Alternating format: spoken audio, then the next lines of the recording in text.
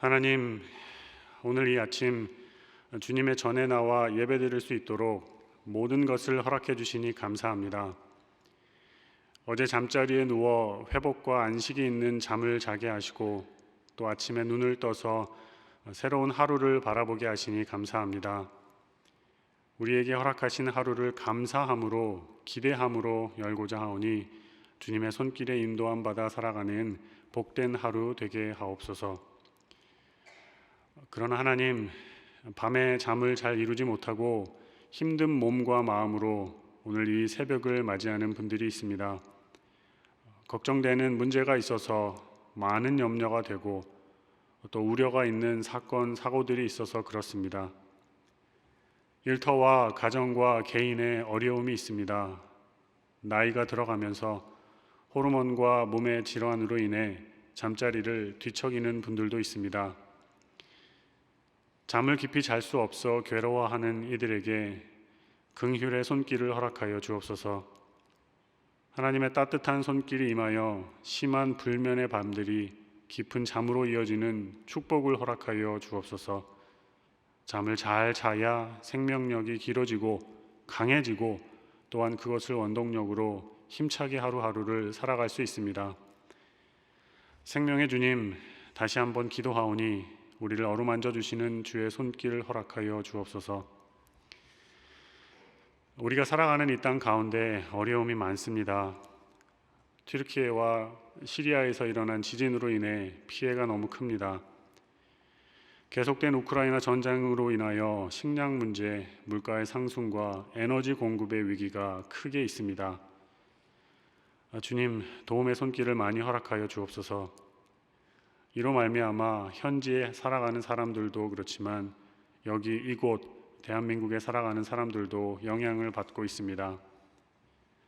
기본 생활비가 많이 들어가고 있는 상황입니다.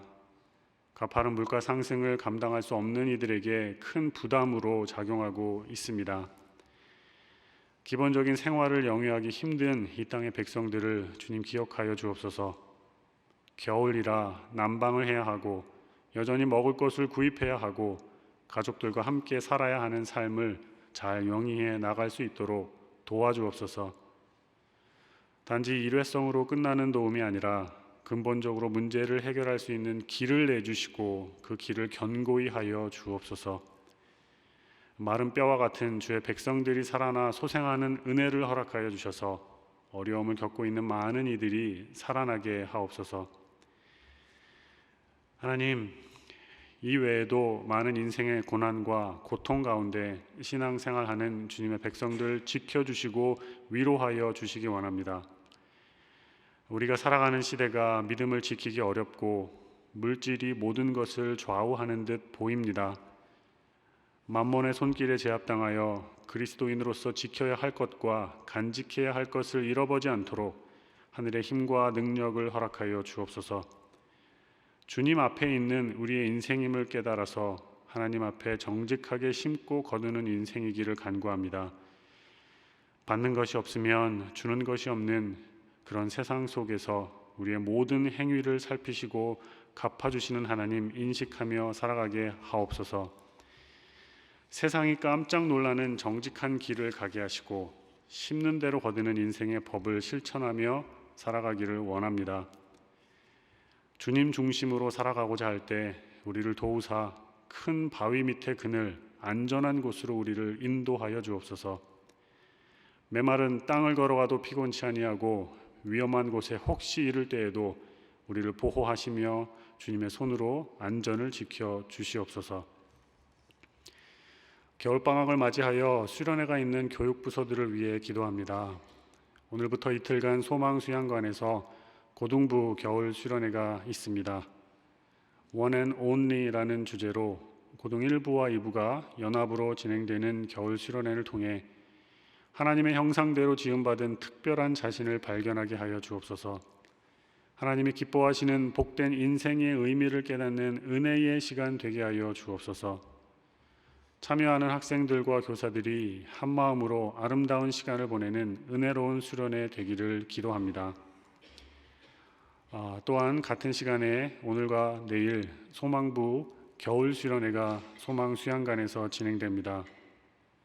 이번에 특별히 소망부가 재직회로 분립하여 갖는 첫 번째 수련회입니다. 소망 일부의 어린이들로부터 청장년, 노년에 이르는 많은 인들에게 유일한 소망이 되시는 주님을 구하는 기쁨의 시간 되게 하여 주옵소서. 겨울 수련회를 통해 소망부 가족들이 이 땅에서 하나님 나라를 경험하고 하나님 나라를 꿈꾸는 이들이 되게 하여 주옵소서. 소망의 닻이라는 수련의 주제처럼 견고하고 튼튼한 영혼의 닻을 주님께 내리고 주님 예배하며 살아갈 수 있도록 축복 내려 주옵소서. 이제 주님의 말씀 앞으로 나아갑니다. 룻기를 통하여 오늘 우리에게 주시는 말씀 잘 듣기를 원합니다. 말씀을 깨달음으로 우리의 삶이 믿음을 더욱 견고하게 하는 발걸음으로 이어지게 하여 주옵소서. 오늘 하루 주님께 허락하신 말씀 어떻게 적용하며 또 살아나가야 하는지 주께서 세밀하게 인도하여 주시기를 원합니다. 모든 것 감사하며 예수님의 이름으로 기도드립니다. 아멘. 하나님께서 오늘 우리에게 허락하시는 말씀은 룻기 2장 8절부터 16절까지의 말씀입니다. 룻기 2장 8절부터 16절 함께 읽겠습니다. 보아스가 룻에게 이르되 내 딸아 들으라. 이삭을 주우러 다른 밭으로 가지 말며 여기서 떠나지 말고 나의 소녀들과 함께 있으라. 그들이 베는 밭을 보고 그들을 따르라. 내가 그 소년들에게 명령하여 너를 건드리지 말라 하였느니라. 목이 마르거든 그릇에 가서 소년들이 길어온 것을 마실지니라 하는지라. 룻이 엎드려 얼굴을 땅에 대고 절하며 그에게 이르되 나는 이방 여인이거늘 당신이 어찌하여 내게 은혜를 베푸시며 나를 돌보시나이까 하니 보아스가 그에게 대답하여 이르되 내 남편이 죽은 후로 내가 시어머니에게 행한 모든 것과 내 부모와 고국을 떠나 전에 알지 못하던 백성에게로 온 일이 내게 분명히 알려졌느니라. 여호와께서 내가 행한 일에 보답하시기를 원하며 이스라엘의 하나님 여호와께서 그의 날개 아래에 보호를 받으러 온 내게 온전한 상 주시기를 원하노라 하는지라. 룻이 이르되 내 주여 내가 당신께 은혜 입기를 원하나이다. 나는 당신의 하녀 중에 하나와도 같지 못하오나 당신이 이 하녀를 위로하시고 마음을 기쁘게 하는 말씀을 하셨나이다 하니라. 식사할 때에 보아스가 룻에게 이르되 이리로 와서 떡을 먹으며 내 떡 조각을 초에 찍으라 하므로 룻이 곡식 빼는 자 곁에 앉으니 그가 볶은 곡식을 주매 룻이 배불리 먹고 남았더라. 룻이 이삭을 주우러 일어날 때에 보아스가 자기 소년들에게 명령하여 이르되 그에게 곡식 단 사이에서 줍게 하고 책망하지 말며 또 그를 위하여 곡식 다발에서 조금씩 뽑아버려서 그에게 줍게 하고 꾸짖지 말라 하니라. 아멘. 우리는 신앙생활을 하면서 기도가 응답되고 하나님의 동행하심이 느껴지며 작고 큰 것에 이르기까지 감사가 가득하기를 원합니다. 이런 것이 바람직한 신앙생활이라고 기대하게 됩니다. 만약 우리의 바램과 기대가 이루어지지 않고 인생의 비바람을 맞으며 고난과 어려움이 계속되는 역경과 좌절 속에 있다면 어떻게 될까요? 이때에도 힘들고 어렵지만 우리는 신앙생활을 꾸준히 지속할 수 있어야 합니다. 룻기에 나오는 나오미를 보면 그녀의 인생이 정말 기구하다라는 생각을 합니다. 남편이 죽었고 또 아들 둘이 전부 어머니보다 먼저 세상을 떠났기 때문입니다. 그리고는 정말 말 그대로 빈털터리가 됩니다. 고향 땅이 아닌 이방 땅에서 그런 결과를 마주하게 되었으니 자신을 보호해 줄 수 있는 안전장치도 하나도 없습니다. 이러한 인생의 험난한 결과를 마주하게 되었을 때 원하지 않았던 바람직하지 않은 결과를 보면서 나오미는 어떻게 대응하나요? 룻기를 보시면 나오미에게 원망과 비난, 신세 한탄이 난무하지 않습니다. 아들들의 며느리를 강하게 질책하지 않습니다. 며느리 탓이라고, 며느리를 잘못 들여서 이렇게 된 것이라고 하지 않습니다. 오히려 그들에게 매우 잘해줍니다. 선의를 보여주고 자신은 나이가 많아서 매우 늙었으니 아직 가능성이 충분한 며느리들을 자유롭게 놓아주려는 그런 모습을 보입니다. 나오미를 통해서 그리스도인이라면 인생의 가장 안 좋은 순간에도 어떻게 살아가야 하는지, 어떻게 믿음으로 나아가야 하는지 하나의 대안적인 모습을 발견하게 됩니다. 신기한 것은 나오미가 며느리들을 선으로 대하자 그보다 더한 선으로 응답하는 룻을 보게 된다는 겁니다. 룻은 시어머니를 떠나지 않습니다. 지극한 정성의 마음으로 어머니를 어디든 따라가며 함께하려는 모습을 보입니다. 그렇다고 이들 앞에 있는 문제가 해결된 것은 아닙니다. 룻도 나오미만큼 앞이 깜깜하고 보이지 않는 것은 마찬가지입니다. 이렇게 이야기가 진행되는 것을 보면서 한 가지 깨닫게 됩니다. 룻기에는 다른 성경에서 볼 수 있는 계시가 없습니다. 하나님의 뜻을 알리는 수단으로 흔히 등장하는 이 계시 말입니다. 선지자들을 통하여 전달되는 말씀도 없습니다. 하나님께서 나타나셔서 선지자를 통해서 한 말씀이라도 해주시면 좋은데 그런 모습을 발견할 수 없습니다. 룻과 함께 하시는 하나님이 안 느껴지는 것은 아닙니다. 하지만 하나님의 직접적인 개입, 역사하시는 손길은 없습니다. 그래서 룻도 굉장히 답답했을 것입니다. 얼마든지 하나님의 섭리와 인도하심으로 해석될 수 있는 일들이 룻기에서는 우연한 인간 행동의 결과로 묘사되고 있습니다. 룻은 시어머니와 함께 베들레헴에 도착해서 추수하는 밭을 찾아다닙니다.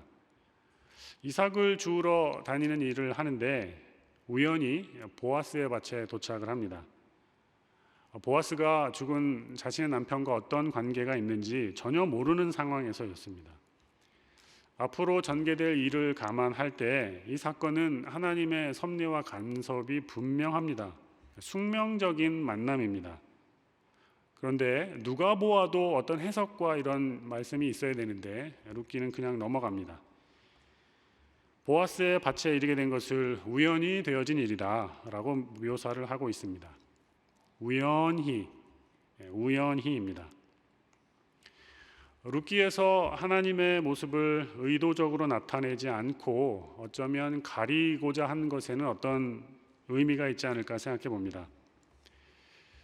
바람직한 신앙생활이란 기도가 응답되고 하나님의 동행하심이 느껴지고 크고 작은 것에 이르기까지 감사가 끊임없이 느껴지는 모습이 아닐까 하는 말씀을 드렸습니다. 그러한 모습을 원하고 또 그렇게 되기를 바랍니다. 하지만 룻기는 이와는 전혀 반대의 모습의 입장을 표명을 합니다. 아무런 이적과 능력이 나타나지 않더라도 끝까지 하나님의 섭리와 그분의 인도하심을 믿으며 나아가는 것이다. 이렇게 외치고 있는 것은 아닐까 생각을 한번 해봅니다. 그리스도인으로서 살아갈 때 가장 어렵고 부담스러울 때는 모든 것에 실패하고 하나님께 기도해도 전혀 응답을 받지 못하는 때입니다. 아무리 기도해도 응답은커녕 하나님의 간섭으로 생각되어지는 일이 전혀 보이지 않을 때 이때가 하나님의 백성으로 살기가 어쩌면 가장 힘든 순간입니다. 어려움이 계속되고 있고 아무런 변화가 없는 삶의 현장에서 그래도 하나님을 의지하고 살아가는 것은 쉬운 일이 아닙니다. 그런데 룻이라는 여인이 그렇게 살고 있습니다. 모압 여인으로 이스라엘 남자와 결혼하여서 시댁 식구들이 믿는 하나님에 대하여 알게 되었을 것 같습니다. 결혼하여서 행복하게 살아야 되는데 잠깐이고 시아버지가 돌아가시고 남편도 죽습니다. 순식간에 버려진 생명이 되어서 시어머니의 손을 잡고 남의 나라 땅에 오게 됩니다. 따라오지 말 것을 그랬나? 많이 생각했을 겁니다. 하나님에 대한 질문이 가득하여서 여호와를 경외하는 이들에게 왜 삶이 이렇게 되나요? 많은 혼란을 겪고 있었을 것입니다. 하박국 선지자의 말을 빌리면 무화과 나무가 무성치 못하며 포도나무에 열매가 없으며 감람나무에 소출이 없으며 밭에 식물이 없으며 우리의 양이 없으며 외양간에 소가 없을지라도 나는 여호와를 인하여 즐거워하며 나의 구원의 하나님을 인하여 기뻐하리로다. 이런 신앙이 아닐까 싶습니다. 남편이 죽은 후에 자신의 생계를 유지할 수 없는 상황에서 홀로 된 시어머니를 돌봐야 할 책임이 룻에게는 없습니다. 나오미도 이러한 정황을 잘 파악하고 있었기 때문에 잘 보내려고 했고 축복하려고 했습니다. 어쩌면 또 다른 며느리였던 오르바처럼 행동하는 것이 정상적으로 여겼을지 모르는 상황입니다. 살아있는 사람은 살아야 했기 때문이죠. 여기서 룻이 이상한 모습을 보입니다. 사람들의 일반적인 예상과 달리 자신의 미래를 포기하면서까지 홀로 된 시어머니를 보살필 것을 결심하고 행동으로 옮깁니다. 우리는 룻의 이러한 행위를 헤세드라는 단어로 정의할 수 있습니다. 어려운 단어인데요. 선으로 대응하는 것, 사랑, 자비, 인애, 여러 가지 단어로 해석될 수 있는 뜻이 있습니다. 베들레헴에서 나오미와 룻을 환대하는 보아스도 사실 좀 이상합니다. 그가 보이는 인애와 자비의 모습, 곧 헤세드는 사람들의 예상치를 뛰어넘습니다. 오늘 본문에서 보아스가 보이는 모습 한번 함께 보겠습니다. 8절 보시면 제가 읽겠습니다. 이삭을 주우러 다른 밭으로 가지 말며 여기서 떠나지 말고 나의 소녀들과 함께 있으라. 어디 다른 데 가서 고생하지 말고 여기서 이삭을 주우라고 처음 보는 사람에게 호의를 베풉니다. 9절로 갑니다. 내가 그 소년들에게 명령하여 너를 건드리지 말라 하였느니라.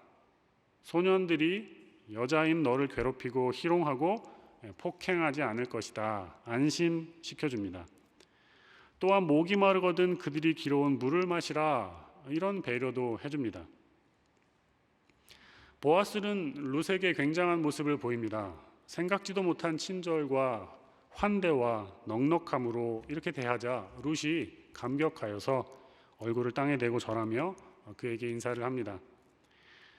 여기서 멈추지 않고 보아스는 한 걸음 더 나아갑니다. 12절 말씀 제가 읽어드립니다. 여호와께서 내가 행한 일에 보답하시기를 원하며 이스라엘의 하나님 여호와께서 그의 날개 아래에 보호를 받으러 온 내게 온전한 상 주시기를 원하노라. 이런 축복의 말을 하는데요. 목사님 아닌가 싶을 정도입니다. 그리고는 함께 떡을 떼고 상상하지 못했던 호의를 다시 한번 보여줍니다. 15절에서 16절에 보시면 보아스가 자기 소년들에게 명령하여 이르되 그에게 곡식 단 사이에서 줍게 하고 책망하지 말며 또 그를 위하여 곡식 다발에서 조금씩 뽑아버려서 그에게 줍게 하고 꾸짖지 말라 하니라. 이렇게 갑니다. 일부러라도 곡식 다발에서 알갱이를 뽑아서 버려서 룻으로 하여금 충분하게 주울 수 있도록 그의 일꾼들에게 특별한 지시를 내립니다. 어떻게 이런 사람이 있을까 싶습니다. 인애와 자비와 선을 행하는 사람들 중에서도 가히 최고봉이라고 할 수 있습니다. 오늘 본문에서 볼 수 있는 보아스가 베푸는 선한 행동, 인자와 자비의 행동, 이 헤세드의 모습은 사실 어디서 본 듯한 모습입니다. 룻이 보아스를 만나서 그러한 혜택을 입기 전에 룻 자신이 시어머니 나오미에게 보였던 모습입니다. 그 자신이 할 수 있는 어쩌면 최대치의 인애와 자비와 선의 모습으로 나오미에게 행동했습니다. 여기서 멈추지 않고 한 걸음 더 나아가셔야 됩니다. 그 이전에 나오미가 있습니다. 나오미 또한 자신의 인생에서 할 수 있는 최대치의 인애와 자비와 선한 모습을 보여줍니다. 그것도 최악의 상황에서 말이죠. 나오미가 먼저이고 룻이 그 다음이고 마지막으로 보아스, 이렇게 순서가 됩니다. 헤세드, 곧 인자와 긍휼과 선으로 사람이 사람에게 대한 것은 나오미부터입니다. 나오미의 헤세드에 반응해서 룻은 진실함으로 시어머니에게 자신의 헤세드를 보입니다. 그런 룻에게 보아스는 상상할 수 없었던 헤세드로 또다시 보여줍니다. 콩 심은 데 콩 나고 팥 심은 데 팥이 나듯이 헤세드를 보인 나오미에게 룻은 헤세드로 반응하고 그런 룻에게 보아스가 자신의 헤세드를 보입니다. 이들의 삶에서 가장 중요한 요소는 어쩌면 자비와 인애와 선한 행동으로 번역되는 헤세드였다, 룻기가 말해주는 것 같습니다. 사람과 사람의 관계에서 보여주는 사람들의 헤세드, 이것이 중요하다는 거죠. 이들의 삶을 룻기를 읽고 있는 우리에게 진정한 헤세드가 무엇인가 알려주고 있습니다. 사람이 사람에게 보여주는 이러한 모습으로 말미암아 하나님께서 인간에게 진정으로 보여주시는 헤세드가 무엇인지 우리에게 알려주는 겁니다. 어떻게 살아야겠습니까, 하나님? 우리는 이 세상에서 주님의 자녀로 어떻게 살아야 하는 건가요? 라고 물어보면 룻을 보아라, 보아스를 보아라, 그리고 나오미처럼 살아라, 이런 대답을 할 수 있겠습니다. 하나님의 헤세드를 갈망하는 자는 남에게 먼저 헤세드를 베풀 줄 알아야 하며 이웃에게 헤세드를 베푸는 자야말로 진정한 믿음을 소유할 수 있다, 이런 생각이 듭니다. 그래서 룻과 같이 진실하고 보아스와 같이 자비로울 수 있기를, 그러면 하나님이 너에게 복 주실 것이다, 이렇게 됩니다. 사람과 사람 사이에서 일어나는 모든 것을 지켜보시던 하나님께서 이들에게 복을 내려주십니다. 이 모든 것을 보고 계신 하나님께서 복을 주시는 것은 역시나 사람과 사람 사이에서 보여주는 헤세드를 통해서입니다. 룻과 보아스 그리고 나오미의 공통점은 베푸는 자들이었다라는 겁니다. 다시 말씀드립니다. 룻은 시어머니 나오미에게 헤세드를 베풀어 줍니다. 보아스는 과부가 된 룻과 나오미에게 헤세드를 베풀어 줍니다.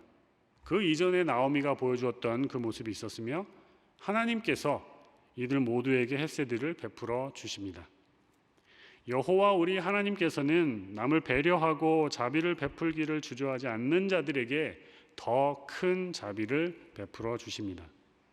룻기를 통하여서 하나님께서는 당신을 사랑하는 공동체가 어떤 모습으로 살아야 하는지, 어떻게 서로 도우며 살아야 하는지 이것을 가르쳐 주고 계십니다. 그러므로 우리는 서로에게 자비롭기를 룻과 같이 사랑하고 보아스 같이 해야 하지 않을까요? 굳이 하나님의 복을 바라고 이런 행동을 하는 것은 아닙니다. 다만 그리스도인으로서 해야 할 일을 하는 겁니다.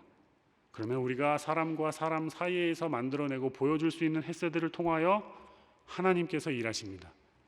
하나님의 나라는 그렇게 확장됩니다. 우리 자신은 한 사람이어서 행동할 수 있는 헤세드가 지극히 제한되어 있습니다. 그러나 우리가 그렇게 살아갈 때 우리보다 더한 헤세드를 베풀어주는 사람을 만나게 됩니다. 그 길을 따라 나아가며 우리가 모여서 정말 하나님의 나라는 우리를 통하여서 이 세상에 크게 전달되지 않을까 싶습니다. 오늘 우리는 어떤 사람을 만나고 또 어떤 일을 앞두고 있나요? 우리가 만나는 사람들, 우리가 해야 하는 일들 속에서 하나님의 헤세드를 실천하실 수 있는 그런 하루가 되시기를 바랍니다. 함께 기도하겠습니다. 하늘에 계신 우리 아버지, 아버지의 이름을 거룩하게 하시며 아버지의 나라가 오게 하시며 아버지의 뜻이 하늘에서와 같이 땅에서도 이루어지게 하소서. 오늘 우리에게 일용할 양식을 주시고 우리가 우리에게 잘못한 사람을 용서하여 준 것 같이 우리 죄를 용서하여 주시고 우리를 시험에 빠지지 않게 하시고 악에서 구하소서. 나라와 권능과 영광이 영원히 아버지의 것입니다. 아멘.